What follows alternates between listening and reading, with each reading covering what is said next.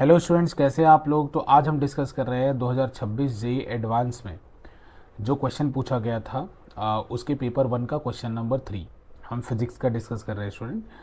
और इसमें पहला और दूसरा क्वेश्चन हम ऑलरेडी डिस्कस कर चुके हैं। अगर उनको भी आपको देखना है तो आप हमारे चैनल पर जाके देख सकते हैं। तो स्टूडेंट, आप इस क्वेश्चन को एक बार रीड आउट कर लीजिए। रीड आउट करने के लिए आप चाहें तो वीडियो को पॉज कर सकते हैं और रीड कर सकते हैं। अदरवाइज आप अगर प्रैक्टिस कर रहे हैं तो ज़रूर आपके पास ये क्वेश्चन पीडीएफ फॉर्मेट में भी अवेलेबल हो जाएगा इंटरनेट पे। तो एक बार क्वेश्चन को रीड कर लीजिए। चलिए, आपने रीड कर लिया होगा। अब मैं चीज़ें बताता हूँ आपको। इसमें बोल रहा है कि एक सिलेंडर है जो कि रोल कर रहा है और इस सरफेस पे रोल कर रहा है, और जिसकी सेंटर ऑफ मास की स्पीड दे रखी है रोल करने के लिए we naught equal to √GR/3। अभी बोल रहा है स्टूडेंट कि जी वगैरह बता रखा है, एक्सेलरेशन ड्यू टू ग्रेविटी है और वर्टिकल एज है। यहाँ पे साइड में जाके अचानक एक वर्टिकल एज है जिसके ऊपर से फॉल करेगा। तो स्टूडेंट, जब ये फॉल करेगा तो किसी मोमेंट पर जब ये वर्टिकल एज, ये जो आप वर्टिकल एज देख रहे हैं, यहाँ वर्टिकल एज पे जाएगा। वर्टिकल एज पे जाने के बाद ये इस तरीके से फॉल करेगा, नीचे की ओर फॉल करेगा। तो जब ये फॉल करेगा तो यहाँ पे कुछ मोमेंट पे इसका कांटेक्ट, कोई मोमेंट ऐसा आएगा जिसपे इसका कांटेक्ट इस सरफेस से छूट जाएगा। तो क्वेश्चन ये है कि जब इसका कांटेक्ट नीचे गिरते समय इस सरफेस से छूट जाएगा, उस समय इसके सेंटर ऑफ मास की क्या वेलोसिटी होगी। ये क्वेश्चन है स्टूडेंट, ठीक है ना। उम्मीद है आपको समझ में आया होगा ये क्वेश्चन क्या कह रहा है। तो चलिए एक बार देखते हैं स्टूडेंट कि इसको समझने के लिए आपको क्या क्या चीज़ों की रिक्वायरमेंट होगी, प्री रिक्विजिट क्या क्या है। तो आपको एक बात समझना होगा स्टूडेंट, अगर आप इस क्वेश्चन को समझना चाहते हैं कि जो सेंटर ऑफ मास की वेलोसिटी होती है इन केस ऑफ रोलिंग, जैसे ये रोल कर रहा है, क्योंकि ये रोल कर रहा है विदाउट स्लिपिंग, मतलब इसका लोअर वाला पॉइंट स्लिप नहीं कर रहा है, उस सिनेरियो में जो सेंटर ऑफ मास की वेलोसिटी होती है वो r टाइम्स एंगुलर वेलोसिटी होती है, एंगुलर स्पीड होती है। पहली बात ये। दूसरी बात आपको याद रखना पड़ेगा, कोई भी चीज़ अगर सर्कल में घूम रही है तो सर्कल के ऊपर जो उसका लीनियर स्पीड होता है वो एंगुलर स्पीड का r टाइम्स होता है। ये दोनों फार्मूले देखने में सिमिलर है लेकिन उनका सेंस थोड़ा अलग है। यहाँ मैं बात कर रहा हूँ कि सर्कल मूव नहीं कर रहा है, बस वो अपने जगह पे सेंटर के अबाउट वो पार्टिकल रोटेट कर रहा है, आगे नहीं जा रहा है। हम ऊपर वाले केस की बात करें कि पार्टिकल ट्रांसलेट कर रहा है, मतलब आगे भी जा रहा है। यहाँ जैसे केवल सर्कल घूम रहा है। उसके बाद स्टूडेंट आपको क्या जानना जरूरी है, उसके अलावा आपको जानना जरूरी है मोमेंट ऑफ इनर्शिया। इस डिस्क का मोमेंट ऑफ इनर्शिया क्या होता है। तो स्टूडेंट मैं आपको बता दूं, अगर इस सेंटर वाली एक्सिस के अबाउट ये रोटेट कर रहा होता है तो इसका मोमेंट ऑफ इनर्शिया होता है mr²/2। लेकिन इससे कहीं ज़्यादा हमें इस बार ज़रूरत है, ये जब कॉर्नर वाले पॉइंट के अबाउट रोटेट कर रहा हो तो इसका मोमेंट ऑफ इनर्शिया क्या होगा। अगर इसको ऐसे रोटेट कराए, जैसे एक रिंग ले लीजिए, उसको ऐसे ऐसे घुमाइए तो आपके फिंगर पे वो एक उसका पॉइंट आपके फिंगर पे फंसा रहेगा, पूरी रिंग इसके चारों तरफ घूमेगी। तो इस तरीके से जैसे आप लोग देखते होंगे वेस्ट में भी कुछ लोग रिंग डाल के हुप को घुमाते हैं, तो वैसा काइंड ऑफ थिंग। तो उस समय जो मोमेंट ऑफ इनर्शिया आएगी स्टूडेंट, वो इसकी आएगी 3/2 mr²। ये कैसे हुआ है, तो ये पैरेलल एक्सिस थ्योरम से होता है स्टूडेंट। अगर आप इन सब चीज़ों को देखना चाहते हो तो बहुत बेसिक में चीज़ें ये सब है, आप उनको देख लीजिएगा। ये पैरेलल एक्सिस थ्योरम से इसका ये आ जाएगा। उसके अलावा स्टूडेंट आपको एक और बात जानना है कि सेंट्रीपिटल एक्सेलरेशन का मैग्नीट्यूड किसके इक्वल होता है। ये सेंट्रीपिटल एक्सेलरेशन तब लगता है जब कोई पार्टिकल सर्कल में घूमता है, तो उसका सेंट्रीपिटल एक्सेलरेशन का फॉर्मूला होता है v²/r या r⍵²। अब ये सब चीज़ें आपने जान ली, तो चलिए आप चीज़ों को देखते हैं स्टूडेंट। और एक और बात, एक लास्ट बात बताना चाहता हूँ कि रोटेशनल काइनेटिक एनर्जी, अगर कोई चीज़ रोटेट कर रही है तो उसका काइनेटिक एनर्जी क्या होता है। तो उसका काइनेटिक एनर्जी होता है स्टूडेंट ½ I⍵²। ½ I⍵², ये आपको पता चल गया। तो चलिए स्टूडेंट आपको बताते हैं, थोड़ा देखते हैं, कॉन्सेप्चुअल क्लैरिटी रखते हैं कि भाई इसमें क्या क्या कर सकते हैं। तो सबसे पहले तो मैं आपको बताना चाहता हूँ कि इसका सेंटर मोशन कैसे करेगा। ये हमें देखना है स्टूडेंट कि सेंटर कैसे मोशन करेगा। तो इसका सेंटर ऐसे आगे जाएगा इस तरीके से, और यहाँ पे जाने के बाद स्टूडेंट ये रोल होके नीचे गिरेगा, तो इसका सेंटर इस तरह से सर्कुलर टाइप मोशन करेगा। सर्कुलर टाइप मोशन करने के बाद यानी ये वाला हिस्सा इसका सर्कुलर टाइप मोशन करेगा। इसका सेंटर का मैं बात कर रहा हूँ, इसके सेंटर का ये वाला हिस्सा ये सर्कुलर टाइप इस तरह से मोशन करेगा। तो अभी ये सेंटर इस वाले पॉइंट से कितनी ऊंचाई पे है, ये r ऊंचाई पे है। तो स्टूडेंट जब ये सर्कुलर टाइप मोशन करेगा तो मान लीजिए सेंटर थीटा एंगल नीचे चला गया, तो थीटा एंगल नीचे चला जाएगा तो ये r जो है, जैसे जो हाइट पहले r थी वो r से कुछ कम हो जाएगी। मतलब मैं इस हाइट की बात कर रहा हूँ, ये जो हाइट आएगी, अब ये जो हाइट आएगी स्टूडेंट ये r से कुछ कम हो जाएगी। तो जो लॉस यानी आर से अगर हाइट कम हुई तो यानी पोटेंशियल एनर्जी का लॉस होगा। तो जो पोटेंशियल एनर्जी का लॉस होगा वो किस में कन्वर्ट होगा, तो ये काइनेटिक एनर्जी के गेन में कन्वर्ट होगा। तो स्टूडेंट ये जो डिस्क है वो इस पॉइंट के अबाउट, ये वाला पॉइंट जब ये रोटेट रोल करके नीचे गिर रहा होगा तो इस डिस्क का ये लोअर वाला पॉइंट, तो इस सिलेंडर का लोअर वाला पॉइंट तो यहाँ फिक्स हो जाएगा और उसका सेंटर इस तरह से सर्कुलर मोशन करेगा। समझ में आ रहा है? मतलब सेंटर इसका मूव करेगा और लोअर वाला पॉइंट फिक्स हो जाएगा। तो हम ये देख सकते हैं कि इस लोअर वाले पॉइंट के अबाउट इसका सेंटर एक सर्कुलर मोशन करेगा गिरते समय। ठीक है ना? तो इतना आपको समझ में आ गया। तो इसी डायग्राम को थोड़ा जूम करके हम बनाएंगे स्टूडेंट। तो चलिए देखते हैं।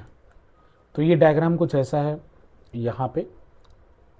और अभी इसका सेंटर अभी यहाँ पे था, यहाँ पे आने के बाद मान लीजिए थोड़ा बड़ा बना रहे हैं स्टूडेंट, ये रोल करके, ये इस तरह से रोल करके सर्कुलर मोशन में ये नीचे गिरेगा। तो कुछ समय बाद जो इसका सेंटर हो जाएगा वो वर्टिकल से मान लीजिए थीटा एंगल बना रहा है। अब हम क्या करेंगे, यहाँ पे स्टूडेंट एक तो इक्वेशन काइनेटिक एनर्जी और पोटेंशियल एनर्जी का बनाएंगे और एक इक्वेशन हम बनाएंगे एनएलएम का, न्यूटन्स लॉज ऑफ मोशन से एफबीडी बना के इसका हम चेक करेंगे। तो सबसे पहले हम यही बात निकालते हैं कि अगर ये डिस्टेंस आर है और ये आर है स्टूडेंट, ये वाला डिस्टेंस भी, क्योंकि ये भी तो रेडियस ही है इससे। और ये बात याद रखिए, ये जो मैं मोशन ड्रॉ कर रहा हूँ व्हाइट लाइन से, जो मैंने ये मोशन ड्रॉ किया है ये पूरे बॉल का नहीं है, वो उसके सेंटर का मोशन है।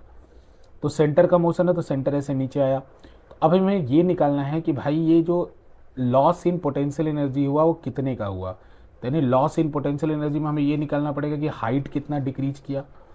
तो हाइट कितना डिक्रीज किया कैसे पता चलेगा स्टूडेंट, तो देखिए ध्यान से, मैं कुछ ऐसे पॉइंट्स बना के आपको दिखा रहा हूँ कि हाइट कितना डिक्रीज किया। तो हाइट डिक्रीज किया, ये जो हाइट डिक्रीज किया वो कितना होगा। तो देखिए अगर इस ट्रायंगल से आप देखेंगे तो ये वाला डिस्टेंस जो मैं ग्रीन कलर से यहाँ पे हाईलाइट कर रहा हूँ, ये वाला डिस्टेंस होगा इस वाले ट्रायंगल से। आप देखिए इस वाले ट्रायंगल से ये जो डिस्टेंस होगा, जो मैं रेड कलर से अभी कर रहा हूँ, ये होगा r cos theta, r cos theta. तो देखिए स्टूडेंट, अगर मैं नाम दे दूँ थोड़ा बेहतर डिस्कशन के लिए, पॉइंट ओ है, ये पॉइंट एम है, तो ओ एम की वैल्यू आर है। और जो ये रेड कलर से मैंने मार्क किया है, जो मैं ये रेड कलर से मार्क कर रहा हूँ, इसकी वैल्यू आर कॉस थीटा है। ओ एम की वैल्यू आर है और जो मैं रेड कलर से मार्क कर रहा हूँ इसकी वैल्यू आर कॉस थीटा है। तो एच की वैल्यू कितनी आएगी, तो एच की वैल्यू आएगी student r minus are cos theta. तो लॉस इन पोटेंशियल एनर्जी कितना आएगा, लॉस इन पोटेंशियल एनर्जी जो आएगा वो आएगा student m g into loss in height. Loss in height कितना हुआ, r minus are cos theta. ये पहला इक्वेशन। अब जो लॉस इन पोटेंशियल एनर्जी होगा, ये उम्मीद करता हूँ आपको समझ में आएगा स्टूडेंट, कि ये आर कॉस थीटा हो गया, वो टोटल ऊपर वाला डिस्टेंस आर था। तो अगर मैं आर कॉस थीटा को आर में से सब्ट्रैक्ट कर दूं तो आपको एच की वैल्यू आ जाएगी। ठीक है ना, क्लैरिटी है ना आपको? ठीक है। तो अब देखिए student, loss in potential energy तो निकाल लिया। अब इसको लिखते हैं, तो अब इसको किसके इक्वल करेंगे, काइनेटिक एनर्जी के। तो ये हो जाएगा एम जी आर, आर को कॉमन ले लेते हैं student, m g r one minus cos theta. और ये किसके इक्वल आएगा, काइनेटिक एनर्जी में लॉस के, मतलब गेन इन काइनेटिक एनर्जी के। Loss in potential energy is equals to gain in kinetic energy. तो गेन कितने का होगा, तो स्टूडेंट पहले इसका एंगुलर स्पीड मान लेता हूँ, क्योंकि मैं इस पॉइंट के अबाउट केवल और केवल, अगर इस पॉइंट के अबाउट देखूंगा तो इसका सेंटर केवल और केवल रोटेशन कर रहा है। इसका सेंटर अगर इस पॉइंट के अबाउट मैं देखता हूँ, ओ पॉइंट के अबाउट, जो ये ओ पॉइंट है जिसको मैं किसी और कलर से, येलो कलर से देखूँ, तो अगर ओ पॉइंट के अबाउट मैं अगर गेस करूँगा तो इसका सेंटर केवल और केवल रोटेट कर रहा है। तो ये मेरे लिए कन्वीनियंट होगा, क्योंकि अगर रोटेट कर रहा है तो मुझे एक ही तरह की काइनेटिक एनर्जी लिखनी पड़ेगी और वो होगी रोटेशनल काइनेटिक एनर्जी। अगर मैं रोटेट करने का कोई और पॉइंट लूँगा तो मुझे दो तरह की काइनेटिक एनर्जी निकली पड़ेगी, ट्रांसलेशनल और रोटेशनल। तो कन्वीनियंट काम कर लेते हैं। तो इस पॉइंट के अबाउट मोमेंट ऑफ इनर्शिया हमारा कितना था, 3/2 mr²। तो काइनेटिक एनर्जी का फॉर्मूला भी आपको क्या बताया था, हाफ आई ओमेगा स्क्वायर। तो जब ये नीचे गिरा होगा, यानी जब एच हाइट नीचे आया होगा, तो इसकी काइनेटिक एनर्जी बढ़ गई होगी, क्योंकि अगर पोटेंशियल एनर्जी का लॉस हुआ होगा तो वो काइनेटिक एनर्जी में गया होगा। तो कितनी काइनेटिक एनर्जी में चेंज होगा, तो हाफ इंटू आई, आई कितना है 3/2 mr² इंटू ओमेगा, मान लीजिए फाइनली ओमेगा एफ हो गया, omega F square minus omega not square. Omega not square कौन सी वैल्यू है, तो वो इनिशियल वैल्यू है। Omega not square is the initial value. ठीक है, ये क्लियर हुआ। अब ओमेगा नॉट की वैल्यू मैं फिल कर सकता हूँ, क्योंकि स्टूडेंट क्योंकि वी नॉट हमें दे रखा था under root of g r by three. V naught दे रखा है under root g r by three, ये दे रखा है। तो student v naught equal to मैंने क्या बताया था, v naught equal to r into omega naught. Initially क्योंकि रोलिंग हो रहा है, जब आप इस फ्लैट सरफेस पे देखेंगे तो रोलिंग हो रहा है ना, तो वी नॉट किसके इक्वल होगा, आर इंटू ओमेगा नॉट के। तो यहाँ से आप ओमेगा नॉट की वैल्यू निकाल सकते हैं। ओमेगा नॉट हो जाएगा v naught divided by r, जो कि आ जाएगा under root of g divided by three r. ये आप चाहे तो इसको प्लेस कर सकते हैं ऊपर इक्वेशन में। अब देखिए यहाँ कैंसिल क्या क्या हो रहा है, एक m कैंसिल हो जाएगा, मैं दूसरे कलर से कैंसिल कर रहा हूँ, एक m कैंसिल हो जाएगा, एक m कैंसिल हो जाएगा, r का एक पावर कैंसिल हो जाएगा, तो यहाँ पावर 1 हो जाएगा। तो फाइनल एक्सप्रेशन एक बार लिख लेते हैं स्टूडेंट। तो फाइनल एक्सप्रेशन बचा हमारा जी 1 माइनस कॉस थीटा, और इस तरफ हमारा बचा 3/4 ओमेगा एफ 3/4 इंटू आर, और omega F minus omega not square, तो omega F square minus omega not square की वैल्यू मैं पुट कर दे रहा हूँ जी अपॉन 3r। ये हमारा फाइनल एक्सप्रेशन बना। अब इसके बाद देखिए स्टूडेंट, इसको मैं इक्वेशन 1 कह दे रहा हूँ। इसके बाद मुझे क्या करना है कि इस कॉस थीटा को भी हटाना पड़ेगा यहाँ पे, क्योंकि मुझे कॉस थीटा भी कहीं ना कहीं से ले आना पड़ेगा। बाकी चीज़ें तो कांस्टेंट है, ओमेगा एफ ही निकालना है। लेकिन यहाँ पे एक प्रॉब्लम बस कॉस थीटा है कि भाई कौन से एंगल पे इसको लीव करेगा। इसके लिए मुझे क्या करना पड़ेगा स्टूडेंट, इसके लिए मुझे इसकी एफ ड्रॉ करनी पड़ेगी। तो मैं फिर से एक बार इसकी एफ ड्रॉ कर लेता हूँ। जब ये किसी जनरल थीटा पे था, या वो थीटा पे था जब ये लीव करने वाला था, तो स्टूडेंट सेंटर ऑफ मास का मोशन फिर से बना ले रहा हूँ। तो ये सेंटर ऑफ मास का यहाँ पे जाके जैसे मोशन था, तो जब ये थीटा एंगल, इसका ये सेंटर ऑफ मास है, तो थीटा एंगल पे था, तो इसका कंपोनेंट ब्रेक करते हैं। तो इसका जब मैं कंपोनेंट ब्रेक करूँगा तो एम जी नीचे था। देखिए स्टूडेंट, ये एंगल थीटा है, ये एंगल थीटा है, तो एम जी का कंपोनेंट नीचे लग रहा है, तो ये वाला कंपोनेंट कितना होगा, थीटा। ये कंपोनेंट जैसे अल्टरनेट एंगल हो जाएगा, तो ये एंगल अगर थीटा है तो ये वाला एंगल भी थीटा होगा। और ऊपर की तरफ एक फोर्स लग रहा होगा, नॉर्मल रिएक्शन, जो कि इसके पॉइंट ऑफ कॉन्टेक्ट से ऊपर एक नॉर्मल रिएक्शन लग रहा होगा, नीचे एम जी लग रहा होगा। तो ये एम जी का कौन सा ऐसा कंपोनेंट है जो अलोंग द सेंटर आ रहा होगा, क्योंकि अभी जो इसका सेंटर सर्कुलर मोशन से, जो ऑब्जेक्ट का सेंटर सर्कुलर मोशन से घूम रहा है, उसका सेंटर तो ये ओ पॉइंट को हमने माना है। तो स्टूडेंट एम जी का दो कंपोनेंट आएगा। एक कंपोनेंट आएगा एम जी कॉस थीटा, जो ग्रीन वाले की तरफ आएगा। तो ग्रीन वाला कंपोनेंट क्या होगा, एम जी कॉस थीटा, क्योंकि आपको पता है जो पास होता है वो कॉस होता है। और जो ये दूर वाला कंपोनेंट आएगा, ये जो कंपोनेंट आएगा इसका, इसके अलॉन्ग जो कंपोनेंट आएगा टेंजेंट के अलॉन्ग, ये आएगा एम जी साइन थीटा। तो एम जी कॉस थीटा जो है वो अंदर की तरफ लग रहा है, एम जी कॉस थीटा अंदर की तरफ लग रहा है। और आपको पता है कोई भी चीज़ अगर सर्कल में घूमती है तो उसके सेंटर की तरफ सेंट्रीपिटल एक्सेलरेशन होना चाहिए। तो इसके लिए आप क्या करेंगे, इक्वेशन क्या बनेगी, तो सेंटर की तरफ नेट में फोर्स कितना लग रहा है, m g cos theta minus n, क्योंकि एम जी कॉस थीटा अंदर लग रहा है, एन जो है वो बाहर लग रहा है। ये किसके इक्वल हो जाएगा, ये इक्वल हो जाएगा student m g cos theta m into r omega square. V square by r लिखिए, सेंट्रीपिटल एक्सेलरेशन क्या, उसी को वी की जगह आर ओमेगा प्लेस कर देंगे, तो सेंट्रीपिटल एक्सेलरेशन का फॉर्मूला हो जाएगा एम आर ओमेगा स्क्वायर। और यहाँ पे कौन सा ओमेगा होगा, फाइनल वाला ओमेगा, वो ओमेगा मान लीजिए जब ये लीव करने वाला है, ठीक है ना, या कोई जनरल ओमेगा मान लीजिए। तो स्टूडेंट जब ये लीव करेगा, अगर ये कॉन्टेक्ट लीव कर रहा है तो लीव कॉन्टेक्ट, तो उस समय जब कॉन्टेक्ट लीव हो गया तो नॉर्मल रिएक्शन की वैल्यू कितनी हो जाएगी, जीरो। तो यानी ये जो एम जी कॉस थीटा है, ये m g cos theta directly किसके इक्वल हो जाएगा, एम आर, कैपिटल आर लिख रहा हूँ क्योंकि ऊपर मैंने कैपिटल आर लिखा है बच्चों, तो m r omega F square. तो एम से एम कैंसिल हो जाएगा। यहाँ से हम एक काम करते हैं, कॉस थीटा की वैल्यू को निकाल लेते हैं। तो कॉस थीटा की वैल्यू जो आएगी स्टूडेंट, वो आएगी R omega F square upon G. ये सेकेंड इक्वेशन हो गया।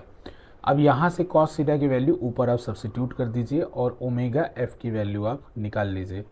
तो चलिए एक बार उसको सब्सिट्यूट करते हैं। तो स्टूडेंट सब्सिट्यूट करेंगे तो G 1 minus are, cos theta की जगह रख रहा हूँ R omega F square by G, ऊपर देख लीजिए कॉस थीटा की जगह प्लेस किया है। फिर क्या आएगा, अब इसको अंदर मल्टीप्लाई कर दे रहा हूँ स्टूडेंट 3/4 आर को, तो ये होगा 3/4 आर ओमेगा एफ स्क्वायर, देखते रहिएगा गलती ना हो, और उसके बाद इस आर को अंदर मल्टीप्लाई करूँगा तो 3r कैंसिल हो जाएगा तो -g/4 आ जाएगा। तो ये अंदर मल्टीप्लाई करने पे -g/4 आ जाएगा। एक बार देख लीजिए फिर से, ये 3r को अंदर मल्टीप्लाई करूँगा, इस 3r को जब अंदर 3r से मल्टीप्लाई करूँगा तो कैंसिल होके -g/4 बचेगा। ठीक है, तो अब हमें क्या करना है, अब सिंपल ओमेगा एफ वाले टर्म को एक तरफ और जी वाले टर्म को एक तरफ रखना है। तो जी को भी पहले अंदर मल्टीप्लाई कर देता हूँ, G minus R omega F square is equals to 3/4 R omega F square minus g/4, ये एक्सप्रेशन बना। तो एक काम करिए स्टूडेंट, g/4 को इस साइड लेके आ जाइए, तो g प्लस g/4 हो जाएगा और इधर हो जाएगा 3/4 plus 1 r omega F square. तो यहाँ से स्टूडेंट अगर आप निकालेंगे तो आएगा 5g/4 is equals to 7/4 r omega F square. ठीक है, तो स्टूडेंट 4 से 4 कैंसिल हो जाएगा, तो ओमेगा एफ स्क्वायर जो आएगा वो आएगा 5g/7r। तो ओमेगा एफ कितना आएगा, ओमेगा एफ आएगा √5 5g/7r। अब देखिए ये बात है कि इसमें आपको ये बोला जाएगा कि लेकिन आपसे पूछा क्या गया था, आपसे पूछा गया था कि सेंटर ऑफ मास की वेलोसिटी। तो कोई बात नहीं, कैसे रोटेट करती है कोई चीज़ तो कैसे रिलेट होता है, v equal to r omega f, यही सेंटर ऑफ मास की वेलोसिटी होगी।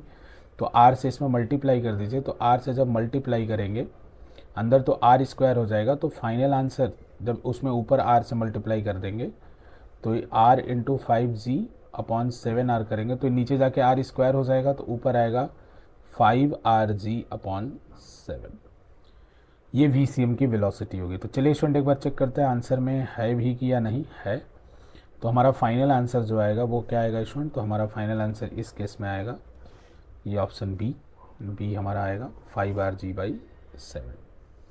उम्मीद करता हूँ ये आपको वीडियो पसंद आया होगा। हालांकि स्टूडेंट जेईई एडवांस के क्वेश्चन मल्टी कॉन्सेप्चुअल होते हैं, इसलिए उसको एक्सप्लेन करने में थोड़ा बहुत टाइम लगता है। मैं कोशिश करता हूँ कि आपको सारी चीज़ें बता के एक्सप्लेन करूँ, अदरवाइज जो लोग को बहुत सारा बेसिक कॉन्सेप्ट क्लियर होगा वो फास्ट फॉरवर्ड करके भी चीज़ों को देख सकते हैं। Thank you.